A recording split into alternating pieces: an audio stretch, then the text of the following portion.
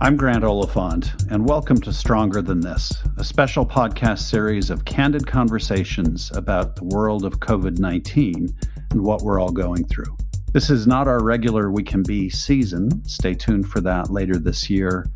The Stronger Than This series features new episodes talking with people about the issues that we're encountering and the things we're thinking about as we travel through this very bizarre and challenging transition. Each episode is recorded remotely with a quick turnaround time from recording to release and with minimal editing. These episodes give a unique, unvarnished opportunity for deeper insight into the current crisis. You'll hear from folks on the front lines as they share firsthand experiences, challenges, victories, and most importantly, from my perspective, what they see for the long road ahead. Our hope is that the strength of community can help all of us get through what has happened, what is happening, and what is yet to come.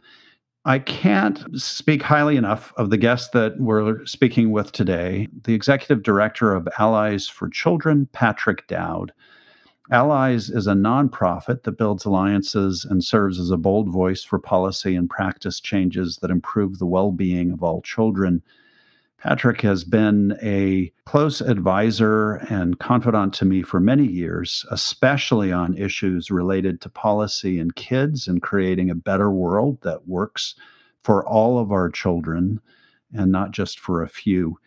He was raised in Missouri, put down roots in Pittsburgh after earning his doctorate in European history from the University of Pittsburgh. He was a teacher for nearly a decade before making the move into the policy world, serving in prominent roles on both Pittsburgh City School Board and City Council.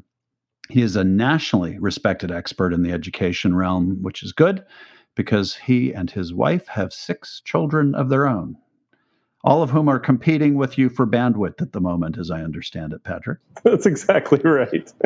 Thank you so much for being here and for joining us. I really appreciate it. Grant, thanks for having me, and thanks for connecting us all like this and being a little bit provocative during this time. We need that. I think one of the things that we forget is we're in the middle of a crisis, and it's easy to focus on just the crisis. Agreed. Immediately in a crisis, 2 other things begin to happen. One is that people start thinking about how to return to normal and setting the ground rules for that. And second, they start thinking about how to reinvent or reshape the world that they're going to be re-entering. There are a multitude of issues related to COVID-19 that affect children and young people, from hunger to access to technology to childcare, health, well-being of parents. When you first heard about this virus, what challenge came to mind right off the bat for you? So the first thing that I think we all were thinking about was what would be the immediate impact of the virus on children. And I think we need to be thankful that at least for the moment, it appears that the virus is not as severely impacting children as it might be other populations of our country and the world. So that's the first thing. But I think immediately we were thinking about all the places where children gather. Our offices are in the Children's Museum. So we were thinking about the Children's Museum and how could kids be safe in that space, and thinking about schools, and really just trying to figure out what would this look like, not only now, but going forward when we, as you say, sort of re-enter, get on the other side of this. When you began to look at the range of possibilities that were beginning to emerge, how did you decide what to tackle first? Right away, I think all of us were focused on basic needs. What do I need to make sure that I'm safe? What do we all need for as a community to keep ourselves safe? And food was the top priority. When the governor and other governors around the country rightly shut down schools, immediately we were thinking about the fact that schools are an incredible source of meals for children across Allegheny County. 51% of our kids qualify for free and reduced lunch. They're getting breakfast, they're getting lunch at school, and if they attend an after-school program, they might even be getting dinner. So the school districts and others had to figure out how to step in and fill that breach right away. As you have watched this unfold, have you been surprised by the number of immediate needs that have emerged? Oh, yeah. I mean, I think by the number and the magnitude, I think all of us were captured by, or just shocked maybe is the right word, by the photographs of lines, people waiting for food. Mm-hmm. And, when I've been out handing out food in different parts of Allegheny County, and when you're doing that and you see the need up front, it's really, it's moving. A lot of us had understood that connectivity while there were issues with it, was perhaps better than what we now realize it is. And so to start to see some of these things pop up really presented some serious challenges for all of us. On the other hand, systems like childcare, it has been fragile for a long, long time. And when you throw in this amazing, damaging situation for those providers, it wasn't surprising, so to speak, that they were going to really be hard hit by this. Yeah, let's talk about that for a minute, because I think this is one of the stories of this crisis that has not been well told. We have this group of people who we have dubbed essential workers. They are providing critical services around healthcare, food provision, working in grocery stores and feeding us all, making sure that we all actually stay alive. So That's right. there's probably no better definition of essential. And yet there's been very little attention paid to what they need in order to be able to provide that work. You could actually argue that was the case before this crisis, that they weren't being provided an adequate wage and they were being given access to less than complete services, including childcare, to allow them to be at work. But since COVID, the number of childcare centers that is open and available to them has dropped really off of a cliff. Can That's you right. just describe that dynamic for us? What has been going on and how are folks trying to address it? So as it relates to childcare, I mean, you're exactly right. This has been a fragile system for a long time. It's been sort of pieced together. And I'm hoping that when we come through this, we're going to realize that's not how it should be. It is an essential system itself. But at this point, like schools, those providers closed. I think about 80% of the childcare providers in the county are, not providing service at this point. And when they're not providing service, they, like other businesses, and that's what they are, they're small businesses, they are not getting paid and they're in danger of not being able to reopen. When we think about reopening or moving back into the world of operations, if those childcare providers are not there, then those workers and those families that depend upon those services are going to be in trouble. Before COVID-19, we were already in a huge shortage of slots for children across the county. So if you look in McKeesport, I don't remember the numbers exactly, but something like 1,600 kids who qualify for Head Start. And there were a couple of classrooms at most, 10, 20 per classroom maximum. It's smaller than that, really, able to serve those kids. In Penn Hills, it would be even worse. So there already weren't enough slots or spots for children. Now, with these providers shut down, the chances of opening are slim. And then when they open, there won't be enough spots. We've got to think about how to build a system so that essential workers right now, frankly, all of us going forward, have access to those quality services. And I think that's one of the opportunities that this pandemic has provided for us to see that in a whole new light and in a whole new way. What happens in the fall if there is a second wave of the virus? How do you see this playing out? Well, I think it's the same for schools and after-school programs and childcare providers. It's going to be the same for businesses. How do we make a decision about what to keep open and what to close? Will we have better methods of determining who's safe to be in a business or in a school or in a care setting? And it just doesn't seem like we're going to have that at this point. And so if we don't have that, we're going to have to shut things down in order to keep people safe. That's really where we are. And it's going to be very difficult for fragile systems like after-school programs and childcare providers to be able to operate financially in that world. As we project this out, we're at a moment where a lot of people are saying, well, I care about those kids and I care about getting society back to work, but the government's out of money. We have no more money left to play with. So what do you mean a system? How do we begin to think about a system in the context of the moment that we're in? Because I'm sure we already heard that argument before, and I'm sure you'll hear that argument even more vigorously now. So I might push back on that and say I think that more people are going to understand more fundamentally the need and the value, the import really of childcare and after-school programs.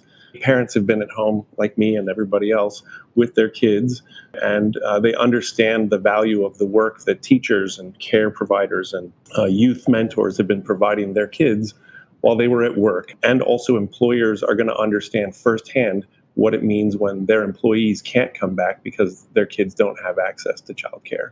first and foremost, there's going to be a change, I hope, or that's what I think we should be pushing for, is helping people realize that. Second of all, the resources that we need for these systems are primarily public resources. First grade through 12th grade in Pennsylvania is a mandate. If you want that education, in fact, if you're of that age, you get that education, period.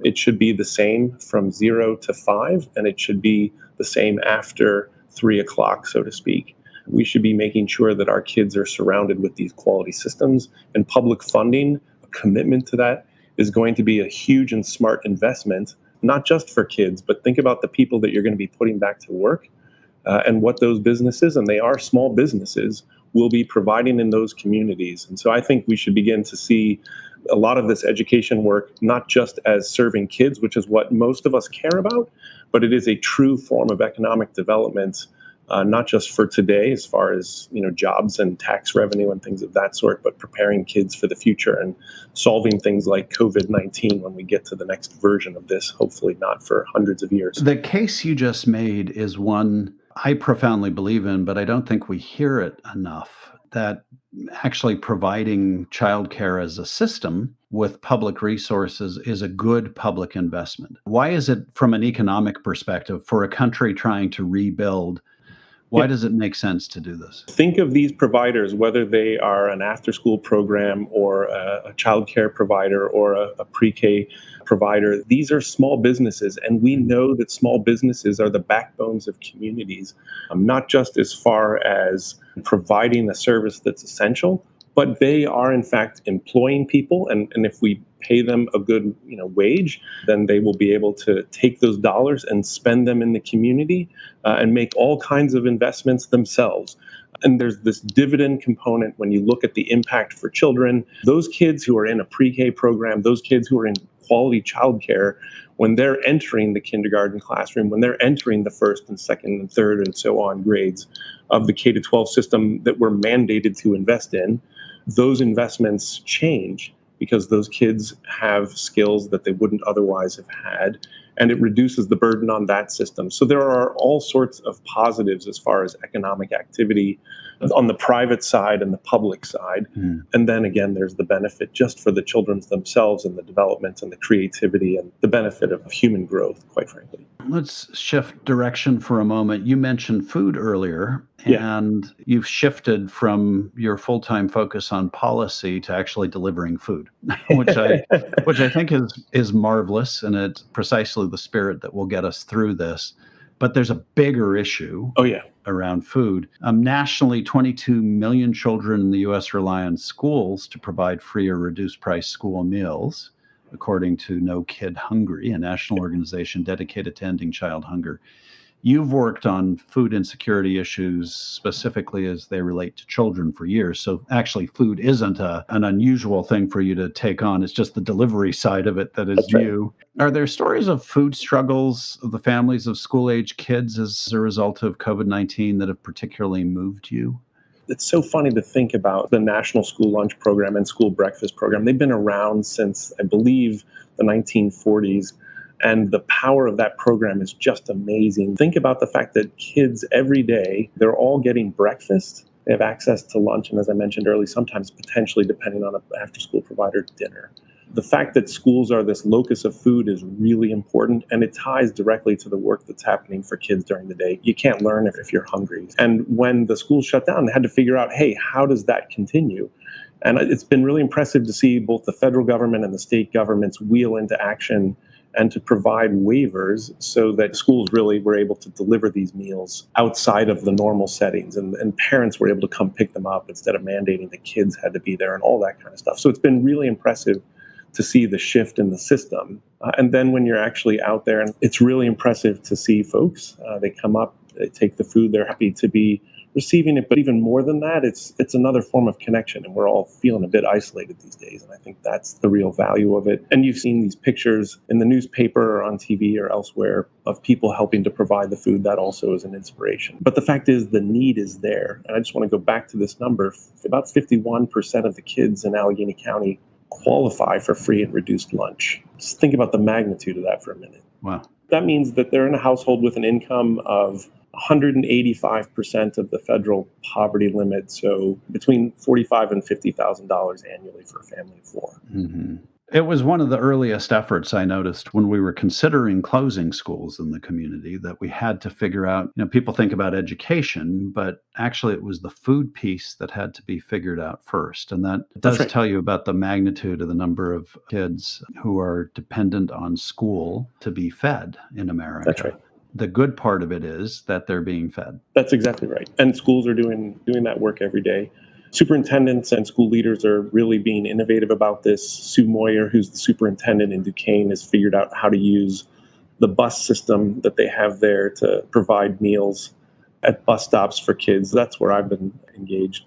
In Penn Hills, the superintendent's been doing a good job in teaming up with the community. And Sharon McDaniels, the executive director of A Second Chance, has said, hey, we have vehicles that we aren't using at this time. We have people that want to help. We can help deliver meals. So all of this has increased the number of kids who are participating, but it's also giving us insights into, hey, this is not how systems normally work, and we can start to think about what might be better as far as this important system and delivering food to kids in the future, whether it's during the summer programs or elsewhere. So let's talk for a moment about what people think of as the role of the schools, which is to deliver education. This, too, is an area where, in some ways, maybe schools have been more challenged than they have on the food front to figure out how overnight to go from delivering their value in classrooms to delivering it online.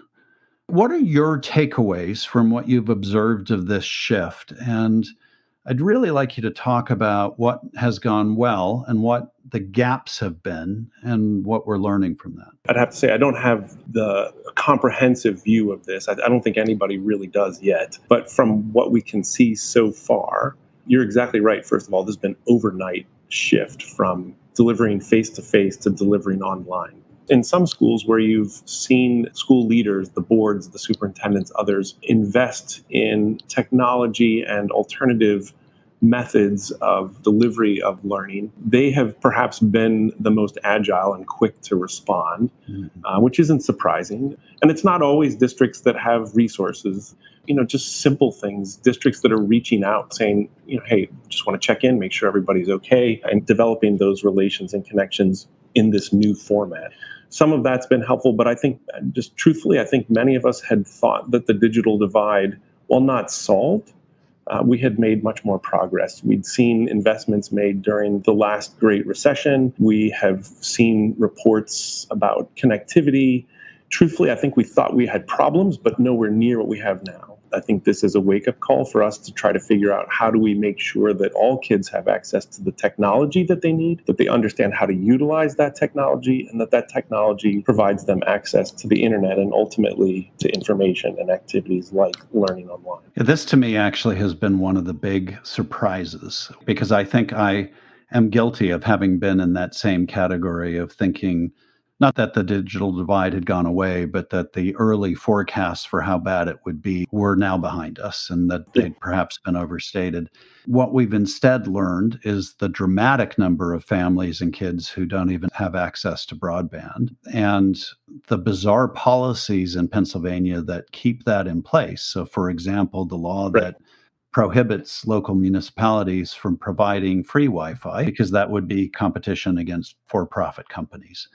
And so we have literally thousands of kids who, in that sudden overnight moment of needing an education via online, didn't have access to it. As we have scrambled to adjust to this new reality, are you impressed with how quickly the community figured its way around those issues? How would you rate how we're doing on it so far? Look, we can certainly do a lot better. So anybody that says we're doing well is probably not right. But at the same time, who would have expected we'd have to flip this around, as you said, overnight? So under the circumstances, I think we're doing the very best we can. Looking ahead, we've got to figure out, okay, what is really the state of connectivity, for example, in Allegheny County? And how do we figure out how to cobble together all the different entities and players in this space and put together a plan that can make sure that we have what we need just going to be essential. Is there a prospect for policy change coming out of Yeah, this? yeah, Since yeah. policy is your world, is there a realistic expectation that we will be able to change policy around access to broadband, that we will be able to increase resources for technology and education, that we will be able to increase resources for childcare? Do you see a Yeah. prospect for all of those things? I'm fairly confident that elected leaders and community leaders and a lot of other people are going to team up to try to figure out how to make those changes. And in addition to that, there are all sorts of agitators, and I mean that in a good way, who are trying to think about ways around that preemption clause, for example, and other ways for us to get to connectivity in a more public format. So yes, I definitely think there are policy opportunities here. And when it comes to funding, I know we're going to be in a rough spot here for quite some time, I think. But the things we should be focused on are the smart investments. And when it comes to kids, it's going to be focusing on care and education, without a doubt. Who are your heroes through this time? That's a good question. Well, I will tell you, I've been watching our county leader and the New York governor as people who I think are doing a good job of really trying to communicate in their lane. They're not trying to get in front of other people like medical professionals. So I'm really pleased to see in Allegheny County our health department director out front talking about the health issues and being very honest and in some ways sobering us up early on. And Right. I don't really know Dr. Sharon McDaniels that well. We've come to correspond quite a bit and we've talked on the phone a lot, but I've been really impressed with her desire to serve and to genuinely bring people together. And I think there are a lot of other people like that. Think about Cara Simonella, who's really trying to think about that care system that we're talking about for early learning and how to bring people together around that. So both at the political level and the local level on the nonprofit side, I think there are lots of good people to be looking to. That's really, really helpful. Before I wrap up, are there other thoughts that you wished we touched on? I think the only thing I would like to sort of bring up is as we think about going back into schools, the education system is such a big and it's an important system. And sometimes it's hard to change. And going forward, I do think we're going to see all sorts of things. Maybe we're going to have staggered schedules. Maybe we're going to have a need for more nurses and counselors. And I think that we really should be thinking as it relates to children and the K-12 system, what are some of the innovations we can work through right now, recognizing that they may not all be perfect. We should sort of settle back a little bit on our expectations and try to think about how to be innovative here, because we might actually be able to catapult ourselves really far ahead without even knowing it and learn something really important, not only for the kids of today, but for kids coming up behind them. I'm so taken, Patrick, by the work you're doing, the role that you play, the passion you have for helping the vulnerable in our society and every parent. We haven't spent a lot of time actually talking about parents in this, but you're as focused on parents and the health of families as you are on the kids themselves, and I appreciate that. But here are a few takeaways that I've gotten from this conversation: that we shouldn't have a system that is so fragile. We really need to redesign this system to be a system so that it can be durable in moments like this. That's a good economic move. People have too often viewed that as a social move. The fact that we live in a society where food is so fragile, where so many are going hungry, where 51% of kids in Allegheny County in some way depend on school for their next meal. That is a sad statement about our society, but it also is an illustration of the importance of the public programs that we have in place and of their flexibility at a moment like this. And that's actually a tribute to those programs and to society. You've said that maybe this is an opportunity to reinvent that system, though, and that we can think about food delivery more broadly and differently than we have before. On the education front, you've noted that policy is an opportunity for us coming out of the COVID experience, that we actually should be leaning in on policies affecting childcare, schools, technology, and the digital divide, the availability of connectivity and food. And what we've seen in Allegheny County is the value of government that is taking its cue from science and medicine in a moment where science and medicine should be taking the lead. And I think we're learning a very painful and difficult lesson about the value of good government in American society. Perfectly said. It's awesome. I so appreciate the opportunity to talk with you. This has been terrific, and please keep up the amazing work that you're doing. We're very lucky to have you in Allegheny County. Thank you. And kids and families are very lucky to have you, so keep fighting. Thank you, Grant.